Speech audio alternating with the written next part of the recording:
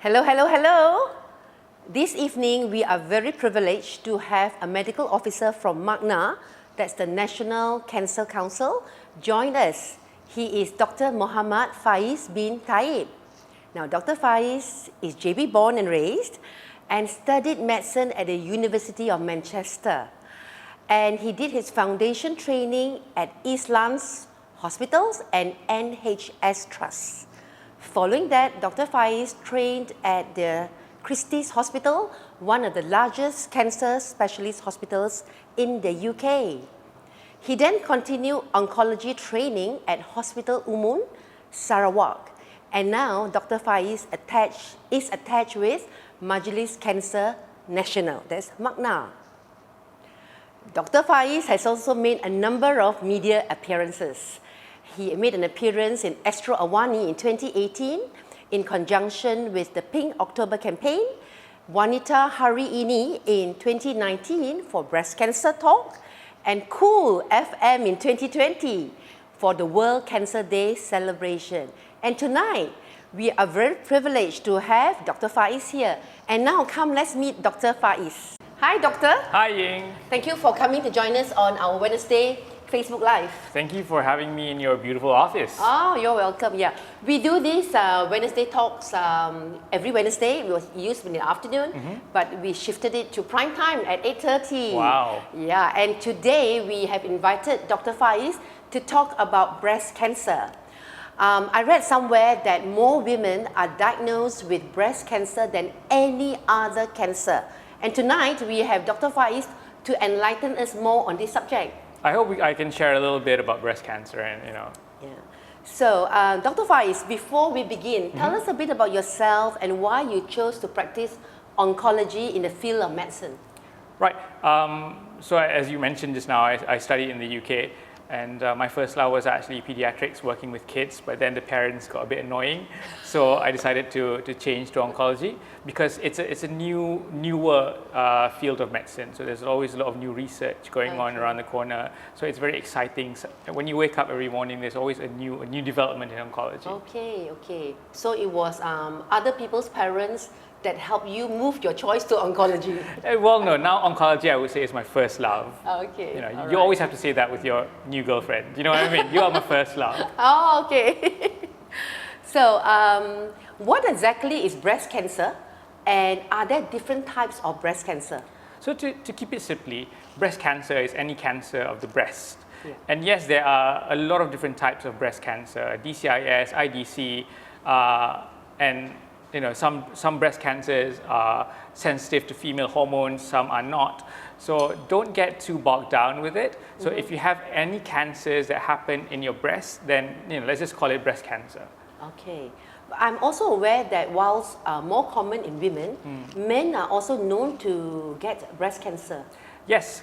So breast cancer is more common in women. Actually, breast cancer is the most common cancer in Malaysia and also the world. But men can get breast cancer as well. So less than 1% of breast cancer cases are men, but when men do get it, usually it's a bit more severe because when women have it, it's still contained within the breast. But men, we don't have breast tissue. So when it does spread, it spreads quickly very fast. to other organs. I see. Okay. So yes, men can get breast cancer too. So men, please be aware of your cancer risk as well. Wow, okay. So men, please be careful too. The number of women who have died from breast cancer has steadily decreased, I think thanks to early detection and treatment improvements. There are many types of treatment. I mean, when I go in Google, traditionally we know about radiotherapy, chemotherapy, and then now we have hormonal therapy, targeted therapy. And even if the cancer is found at an advanced stage nowadays, some of these treatments can help many people with breast cancer maintain a good quality of life. What are some of your thoughts about this? Well, like we mentioned before, like we talked about before, there are so many different types of breast cancers. So even if you know 2 or 3 people with breast cancer, their type of breast cancer might not be the same as yours. So their treatment might not be the same as your type of treatment. And there are a lot of treatments for breast cancer. If detected early and you start treating breast cancer early in stage 1, in 5 years, 90% of people will still survive. We always look at breast cancer or all cancers in general as death sentence. Yeah. But When you hear cancer, you think that it's terminal. Exactly, because most cancers in Malaysia, about 40% of all cancers in Malaysia is diagnosed in stage 4, so it's already terminal. Yeah. But if detected and treated early, especially breast cancer, the chances of survival is 90%. Which is very high. It's very high. Yeah. But with proper treatment, even though it's stage 4, where it's terminal and we don't have a chance of cure anymore, with proper treatment, in 5 years' time, 40% will still survive. Oh, wow. 60, Okay. there's still patients with breast cancer stage 4 who can still survive up to 6 years, 7 years, 8 years, no problem, with the proper treatment. Okay, so you said that, but a lot of the cancer cases are discovered at stage 3 or stage 4. That's right. So can you share with us some of the risk factors that we should look out for? So when you talk about cancer risk factors, let's divide it into two. Things that you cannot change and things that you can change. Okay. Things that you cannot change is your gender. Women are at higher risk. Okay. So you can go try and cut it off, but you still, you can't change your gender. You can't change your chromosome. So don't worry about your gender.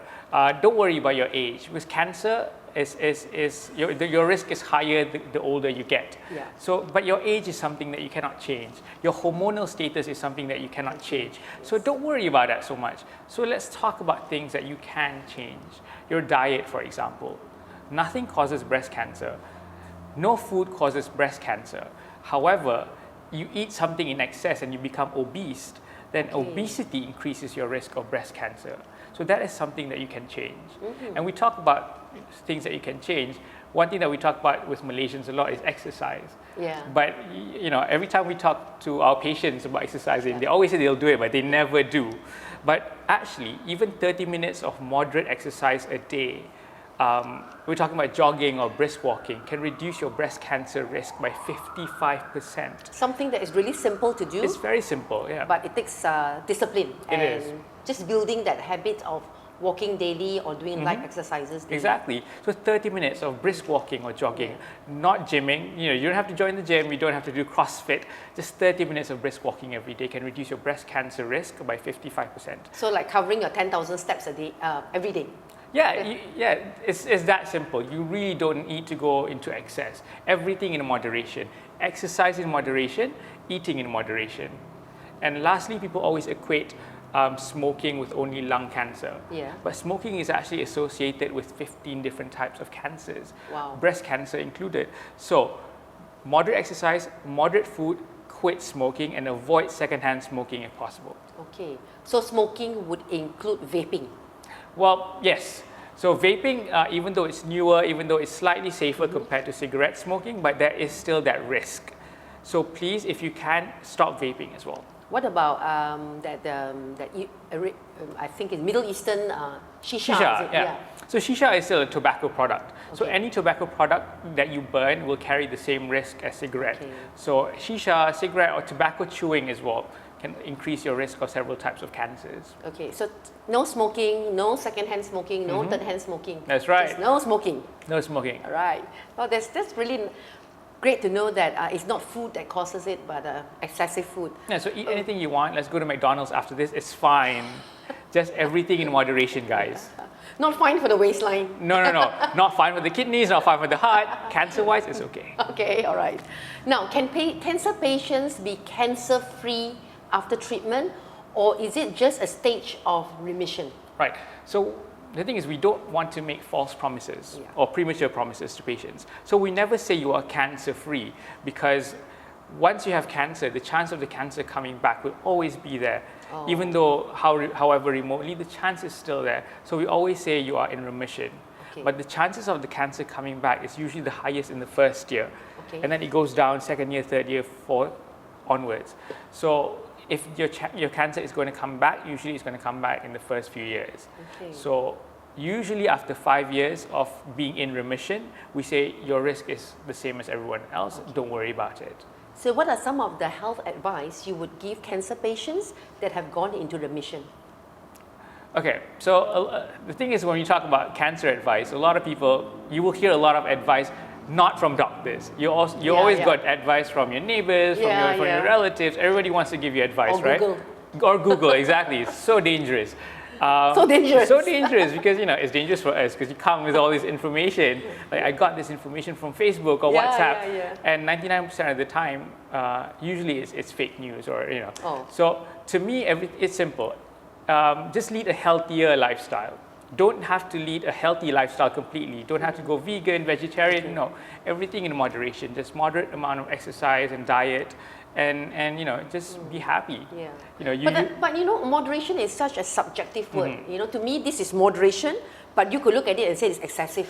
Yeah. Right. So that's I think very, very difficult when you tell people to go in moderation. And I have a friend who says, it's moderation, Ying. It's just a little bit of this, a little bit of this, a little bit of this. But every time in the buffet line, it's a little bit of everything. And you go through the whole buffet line, exactly, yeah. Oh, I'm guilty of that as well. But to me, if you want to have McDonald's, it's fine. But don't make it 3 times a week. Yeah. Just have it once every 2 weeks, once every month. Don't deny yourself something good. True. But it's like, I worry for my daughter. Hers is like, yeah, Mom, I'm just taking like McDonald's on Monday. But then it's instant noodles on Tuesday. That's right. And then is Kentucky Fried on Wednesday. Yeah. So that's excessive, isn't it? It is excessive, That's not moderation. So, I guess what moderation means to an individual person is up to you. Yeah. And, we can't police whatever my patients eat. Yeah. So everybody needs to be held accountable for their own sort of like diet and sort of like you have to be lifestyle responsible for your own health. Exactly. I can't knock down your door and like, what are you eating today? That's true. Doctor wants to know. Well, for cancer patient, it is very traumatic experience, especially when they hear the big C word, And then there are other health aspects when they learn that, well, I've got that big C. Yeah. That may affect them. It could be mental health, spiritual health, like why me, I'm law-abiding, God-abiding, and I'm holy, that. And then there could be emotional health, I get depression and all that. Now, the pain they're going through would most likely transfer to their family and family members and their loved ones. What are some advice that you would give family members, who have a family member that have cancer? Yeah. Well, I think you brought up a couple of good points there. A lot of people with chronic illness, cancer included, have a degree of depression, have a degree of low mood. I think about 50% of patients with chronic illness have depression. And cancer is such a massive diagnosis. We're not talking about hypertension or diabetes, it's cancer. But to me, cancer is not something to be feared. Because like I said, in stage 1, the chances of cure for cancer, not cure, but survival for cancer is so high. It's 90% in Malaysia, and it's higher than that in Western countries. So the chances of survival is very high for cancer. So it's no longer a death sentence. And treatment is not difficult. It's not easy, but it's not difficult. So don't be scared of cancer. And for the carers and for the relatives of patients with cancer, I would say be more understanding. They need you to be there. They need you for emotional support. And more than just emotional support, make your support physical. Because a lot of people will want to, hold your hand or, give you kata-kata semangat, But not a lot of people will actually want to drive you to the hospital. Not a lot of people will want to help you cook the next meal. Those little actions really helps. Exactly, because I think what cancer patients fear the most is not the treatment, it's not the doctors, it's the parking at the hospital. Because it's impossible to park at any public hospitals, right? That's true. So, it's okay. I will drive you, just tell them I will drive you to the hospital, I will take you to the hospital today. So offer physical help. I think that would help a lot of cancer patients. That's something really simple, and people must take time and effort to do that. Yeah. That's great. That's great advice. I think Thank you. a lot of people just offer encouraging words and say things like, I'll be there for you, but they never actually physically be there. Exactly. They're just waiting for the person to ask, but you might as well just take the action of going ahead and prepare food, for instance. Exactly. I'll come and clean your house for that particular day. Wow, that's very helpful. Yes. Well, I think we have covered a lot this evening because we try to make all our Facebook sessions about 20 minutes. I think we've covered a lot. Thank you once again, Dr. Faiz, for sharing your insights and experience. Thank you for having me. Yeah. And in support of Breast Cancer Awareness Month, we have 2 pink items that are available for sale starting tomorrow, October 15. And they are our famous window cloth, but this time the window cloth comes in a very nice pink color. Remember this window cloth? It cleans your mirror and glass streak-free and just with water, with the cloth and water. All right? And we also have our very limited release that we have not sold, but some of you got it. Our very lovely pink mask. Right? Some of you got it as a gift from me. I can't remember which month, June or July. This will also be available for sale. This will be going at the regular price of 89 ringgit, and this will be going at the regular price of 55 ringgit a piece. Now, part of the proceeds from the sale of these 2 items will be donated to National Cancer Council or MAKNA. Thank you very much, Dr. Faiz. Thank you so much for having us. Bye-bye. Bye guys.